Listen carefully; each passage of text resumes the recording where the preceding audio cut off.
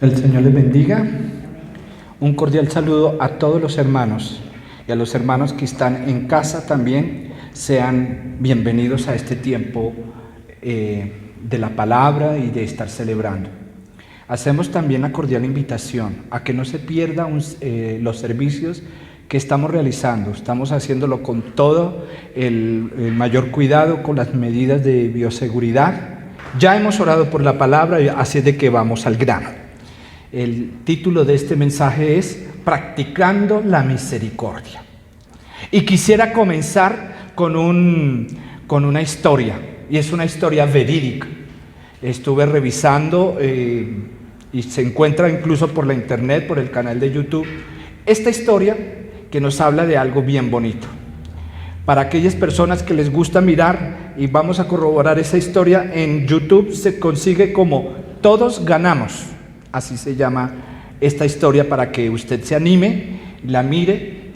Y esta historia comienza, para empezar esta palabra, esta historia comienza que se cuenta que en el año de 1992, en los Estados Unidos, especialmente en una ciudad llamada Seattle o Seattle, no sé cómo se pronunciará, bueno, se realizó unas olimpiadas deportivas para personas o para jovencitos, para niños con discapacidad tanto cognitiva como de movilidad.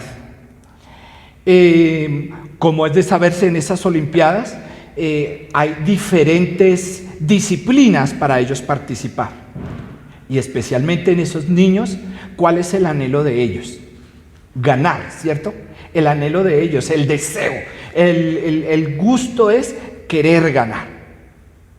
Pero llamó la atención tanto a la prensa como a este tiempo, y en lo que hoy evocamos como algo, un evento histórico que sucedió en esos jovencitos, fue que en una disciplina llamada carrera de los 100 metros planos, y habían 8 muchachitos de ellos listos y preparados para hacer esa carrera.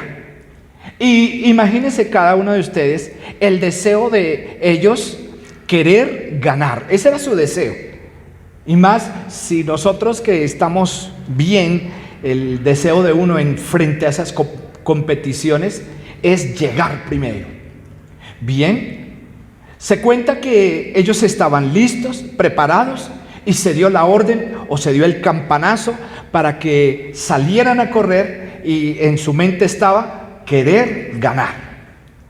Pero pasó algo, y es que ellos cuando arrancaron llegaron hasta la mitad, porque uno de ellos arrancó seguramente muy fuerte y se tropezó y se lastimó bastante su rodilla y parece ser que su hombro, y cayó y se quedó en el piso. Todos los que estaban en la competencia, los 8 niños, al parecer eran 8 niños, se quedaron quietos a mitad de la carrera y se quedaron observando a aquel niño que se había caído. Y una niña de los que estaban compitiendo, ella tenía síndrome de Down, y ella se devolvió hasta donde estaba el niño, recostado llorando por la herida y por el golpe, y me imagino la frustración de no poder ganar.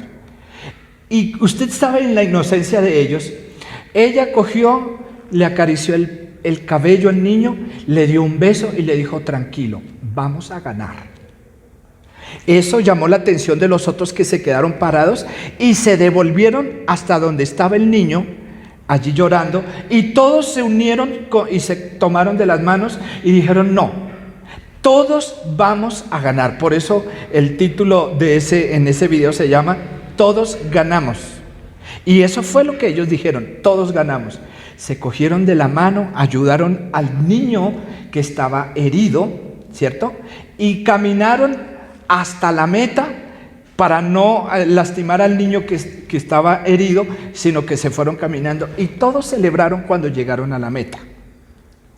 De tal manera que todo el estadio, todo, se levantaron, aplaudieron esa acción, incluso algunos salieron quebrantados.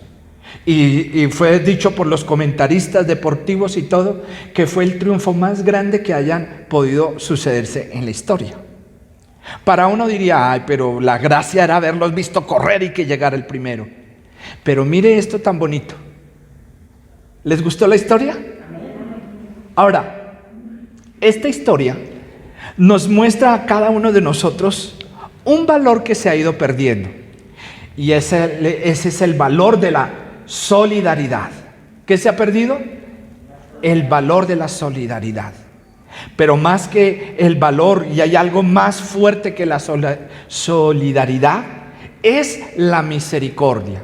¿No le parece a usted que ese valor también se ha ido perdiendo con el paso de los años? La misericordia, el valor de la misericordia. Este ejemplo que colocaron estos muchachos hace ver lo importante que es ser solidario con la persona que está en necesidad. ¿Cuántos dicen amén? Hace ver lo importante que es ser solidario con la persona que tiene y que está en necesidad. Y dicho sea de paso, nosotros como cristianos, ese debe ser el rasgo característico de todo cristiano.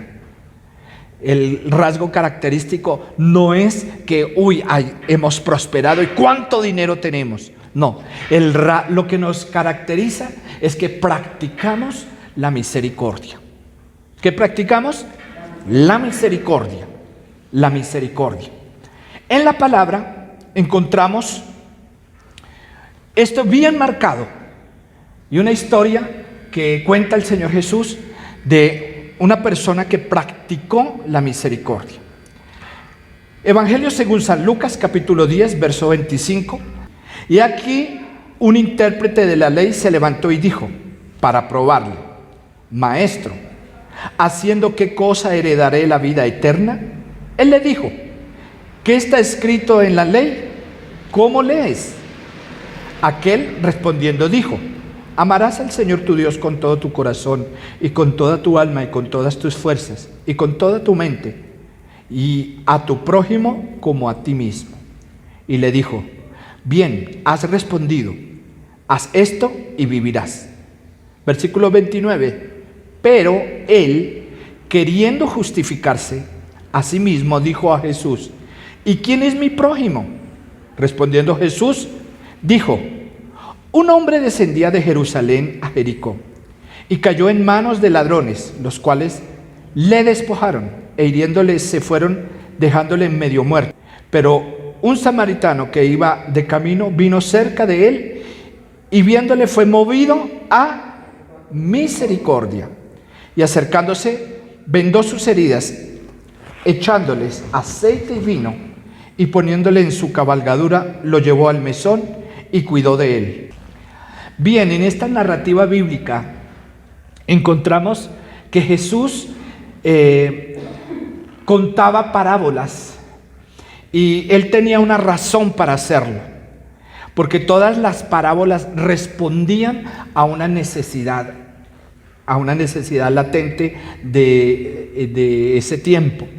En este caso, en esta situación, fue una persona estudiosa de la ley, un religioso, una persona que era intérprete de la ley, nada más ni nada menos, una persona muy versada quizás en lo que tenía que ver en la ley judía, por decirlo así, judía. Por lo tanto, se acerca a hacerle un cuestionamiento a Jesús, una pregunta. ¿Qué le preguntaría a Jesús? ¿Qué debo hacer? ¿Cuál sería mi acción para ganar la vida eterna? ¿Por qué este joven preguntaría eso? Porque él sabe que como humanos que estamos, vamos a tener un límite y vamos a tener una vida eterna, ¿sí o no? Todos y cada uno de nosotros vamos a tener una vida eterna.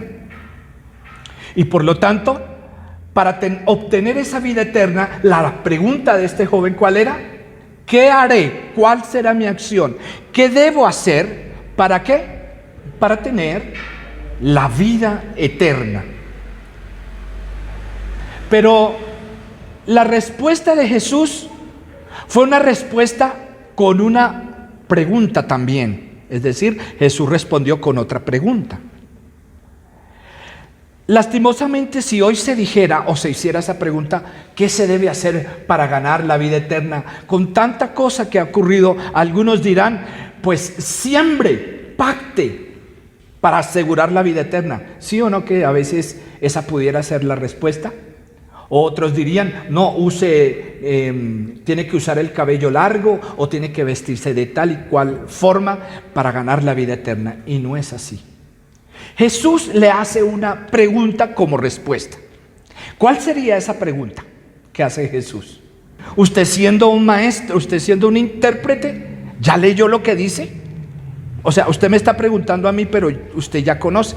¿Y qué es lo que dice la palabra allí? Es decir, ahí incluso dice, ¿cómo lees? ¿Cómo es su interpretación?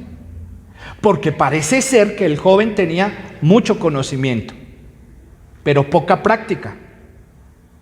Porque hay muchos que tienen conocimiento, conocen la palabra, pero poco la practican. Y la palabra nos dice que no tan solo seamos oidores, sino que también seamos hacedores de la palabra. Por lo tanto, Jesús le responde con otra pregunta. ¿Cómo lees? ¿Qué dice entonces? ¿Qué está escrito? Y aquí este joven le da una respuesta. ¿Cuál sería, según nos lleva este texto? ¿Cuál sería la respuesta entonces de él? Ante la pregunta de Jesús. Él le recitó Deuteronomio capítulo 6, verso 5.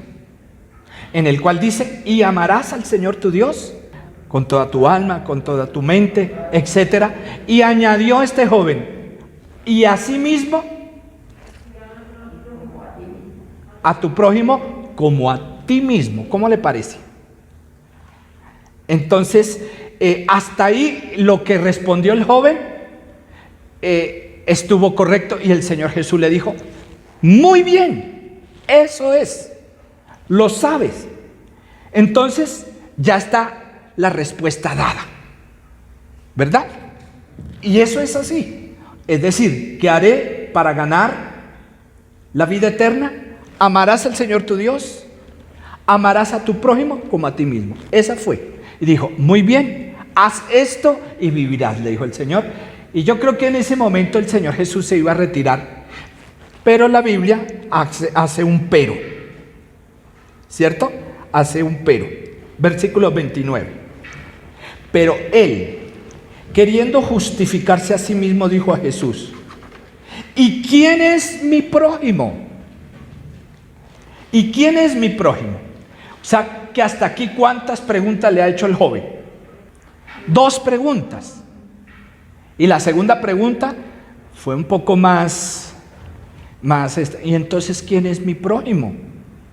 Porque al parecer ellos tenían desprecio por ciertos grupos de personas.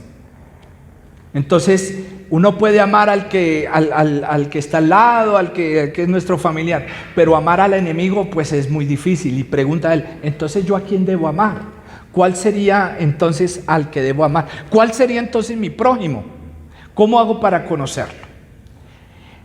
Y Jesús le da una respuesta con una historia o con una parábola que se conoce.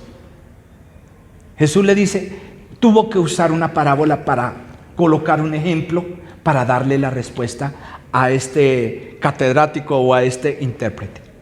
Y en la Biblia o en este pasaje encontramos 3 personajes que nos darán una acción de lo que hicieron cada uno de ellos. Y la palabra dice que empieza contando una historia y dice, un hombre descendía de Jerusalén a Jericó y cayó en manos de ladrones, los cuales lo despojaron y le hirieron, ¿cierto que sí? Y se fueron y lo dejaron medio muerto. Hasta ahí miremos ese principio. ¿Qué sucedió? Jesús comienza a hablar de un hombre judío. que tenían que ir de Jerusalén a Jericó, creo. Sí, de Jerusalén a Jericó. Hay una distancia de Jerusalén a Jericó de 30 kilómetros aproximadamente. Este hombre tenía que pasar por ese lugar, y ese lugar lo que le caracterizaba, y más si era tarde, era que estaba minado y estaba plagado de ladrones. Peligroso, ¿cierto? Peligroso. Pero el hombre creo que sabía, o de pronto dijo, no, eso Dios me guarda, yo voy porque tengo que ir a mi casa o tenía que hacer alguna acción, y se fue solo por ese paraje. No dice si venía en caballo, dice que iba para ese lugar y se encontró con unos ladrones. Yo le pregunto, ¿usted se imagina el susto cuando uno se encuentra con ladrones? Y más en un lugar solo. El susto es impresionante, y peor aún cuando esos individuos cogen y lo lastiman y le pegan, porque como dicen, llévese lo que quiera pero no me haga daño. ¿Cierto que nosotros decimos así?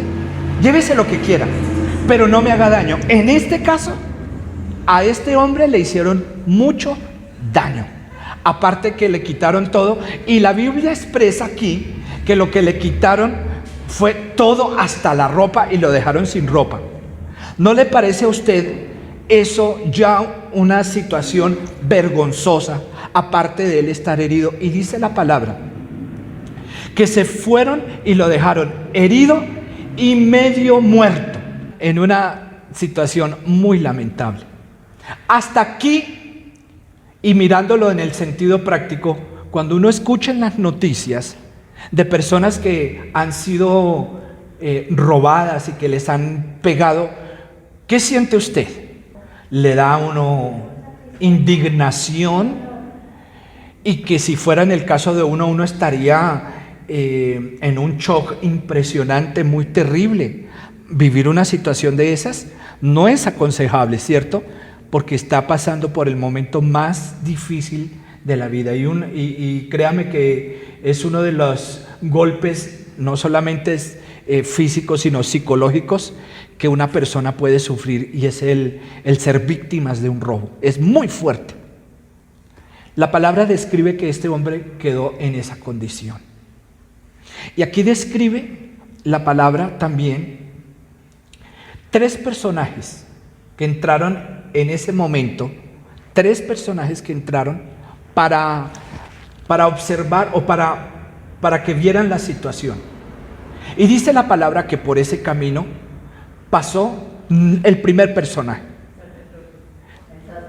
El primer personaje fue un sacerdote. ¿Qué representa un sacerdote aquí? En la ley representaba un líder espiritual, una persona dedicada al servicio a Dios. ¿Qué se espera de una persona líder espiritual? ¿Qué se espera? Sí, se espera. Llamémoslo en otros términos, era el pastor. Usted se imagina que una persona así en esa situación, y el que está allá acostado se dio cuenta que el que viene es el pastor, y dijo por dentro, ay, gloria a Dios, viene el pastor a ayudarme. Pastor, pastor. Pero dice la palabra que pasó, lo vio y siguió derecho. Pero miremos en el contexto o en el tiempo que se vivía en ese momento histórico, y démosle de pronto, no juzguemos muy duro al sacerdote. ¿Por qué?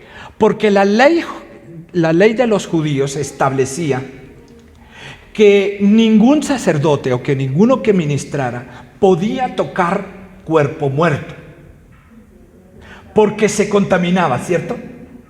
Y entonces el sacerdote pasó por ese lugar, y posiblemente, como dice la palabra, estaba medio muerto. No creo que él lo haya visto moverse, posiblemente. Ayudémosle, seamos abogados del pobre sacerdote, no le echemos tan duro. Posiblemente haya sido así. Él pasó, lo miró, y él pensaría, no puedo tocarlo, no puedo hacer nada porque me contamino. ¿Sabe? A veces la religiosidad hace eso, que viendo la necesidad, a veces se pasa de largo y no se ayuda al que se necesita. Este sacerdote debió despojarse de sus prevenciones o de su religiosidad y haber hecho uso de algo que en todos nosotros debe existir, que se llama la misericordia. Pero ¿qué dice la palabra? Allí no lo hizo, siguió derecho, fue indiferente. Ahora póngase usted en el lugar del que estaba herido. ¿Qué pensaría? El líder espiritual, el hombre que esperamos la respuesta, lo único que hizo fue pasar de largo. Qué tristeza, ¿cierto? Qué dolor. Y eso a veces lo vemos vez tras vez. Ahora, hay un segundo personaje. ¿Cuál es ese segundo personaje? El levita. El levita. Y este levita levitó pasar por el lado del... levitó ahí. Por lo tanto, no le echemos la culpa a él. El levita, ¿a qué nivel corresponde? ¿Quién era? Los levitas eran aquellos encargados de ayudar al ministerio sacerdotal, o sea, al sacerdote. Ellos eran los encargados tanto de la limpieza y la organización, y eran una tribu especial o eran un grupo especial de servidores, que las labores que no hacía el sacerdote las hacían los levitas, que eran labores un poco más de trabajo. Es decir, aquellos también que servían a Dios. Y pasó ese levita y pasó derecho. Dice la palabra, tanto el sacerdote como el levita lo vieron. ¿Cierto que sí? ¿Qué dice la palabra?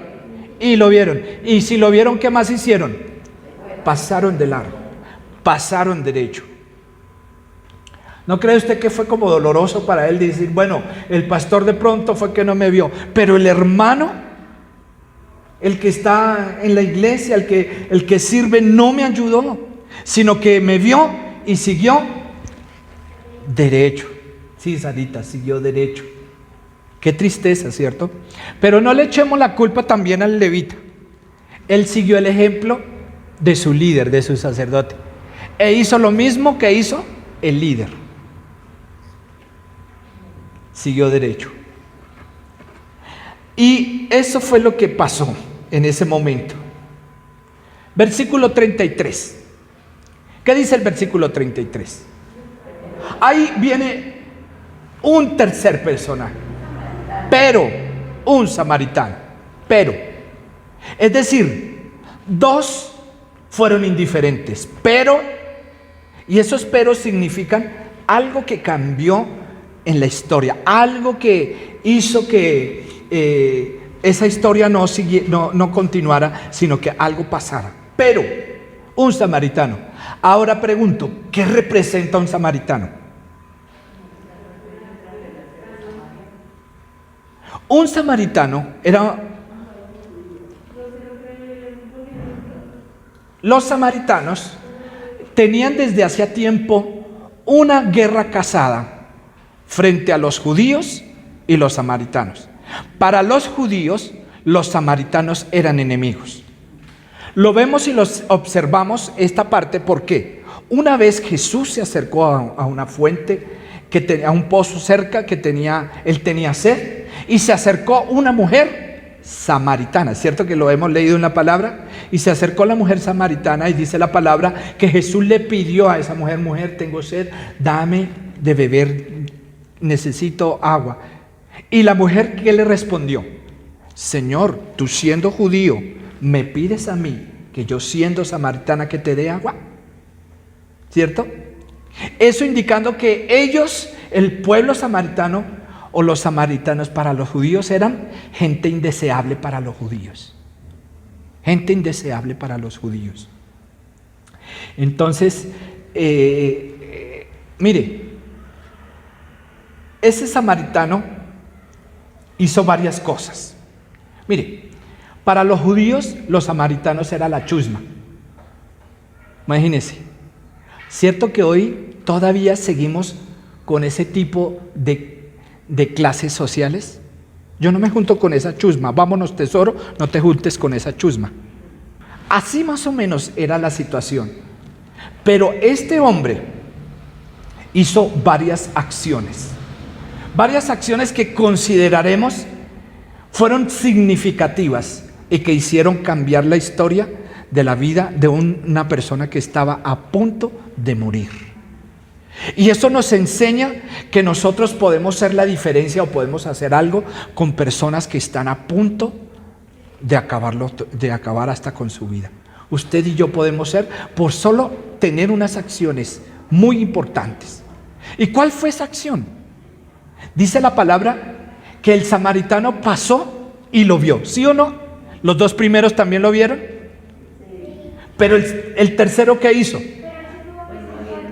No solamente lo vio, sino que se detuvo y dijo, ay, mire, aquí hay un herido. Sintió algo en su corazón, sintió compasión y dijo, no, este hombre está que se muere, y se bajó. Y no solamente, mire, no hizo como a veces hacen las personas cuando hay un accidente, ay, pobrecito, uy, no, mire cómo quedó de terrible, ay, hay que orar por él, y se fue. ¿Hizo eso?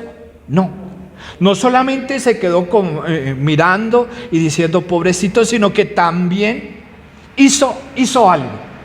Dice la palabra que comenzó a aplicarle dos cosas que me parecen importantes: aceite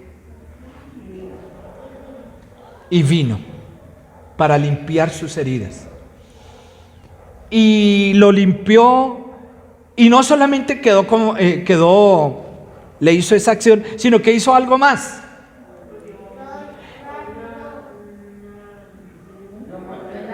Gracias, hermana Carmenza. Hizo otra acción, aparte que lo limpió.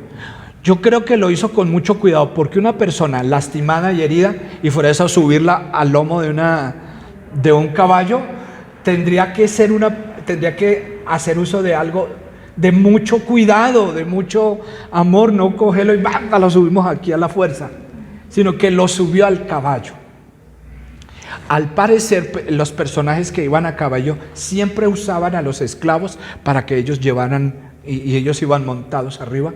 Pero en este caso, este samaritano no hizo eso. Lo cogió, y el mismo samaritano hizo la labor como la de un esclavo, de llevar el caballo para que el que fuera arriba fuera cómodo. En este caso, el judío que estaba enfermo, herido, pues era porque estaba herido, y lo subió. Dice la palabra que lo llevó a un lugar. ¿A dónde lo llevó? Al mesón. Es que para nosotros sería como un hospedaje, como un hotel, ¿cierto? Y se quedó con él, y aparte de eso, lo siguió curando y le siguió prestando las medidas de auxilio, supongo. Y al otro día lo dejó ahí, pero no lo dejó botado. Nosotros leemos en la palabra que ¿qué hizo él? Llegó y le dijo, le recomendó al dueño del lugar: Señor, cuídemelo. Porque si él hubiera hecho hasta ahí y lo hubiera dejado, tampoco hubiera sobrevivido. Sino que hizo más, hizo algo grande. A veces hay personas que tienen una bondad tan grande que hacen más de lo que se les pide, ¿cierto? Este hombre hizo más de lo que se le pide, porque de su propio dinero, yo creo que él traía ropa y se la puso al hombre para que no estuviese más sin ropa. Yo creo que hizo uso de su dinero y le dijo al Señor: mire, yo pago la noche que hemos quedado acá, y aparte de eso pago las medicinas, y lo que haya de más, por favor, cóbremelo, que yo lo pago. ¿Cómo ve usted esa acción? Maravillosa. ¿Cree usted que necesitamos gente así? Necesitamos gente así, que como la historia que leímos, no solamente sean solidarios, sino que también hagan uso de la misericordia. ¿Cuántos me dicen amén? Hagan uso de la misericordia. Pero Jesús terminó su historia, y terminó su historia con una pregunta. La encontramos en el versículo 36. ¿Qué hizo? Versículo 36. ¿Quién pues de estos tres te parece que fue el prójimo que cayó en manos de los ladrones? ¿A quién le preguntó? Al joven judío intérprete de la ley. ¿Y cuál fue la respuesta de este joven?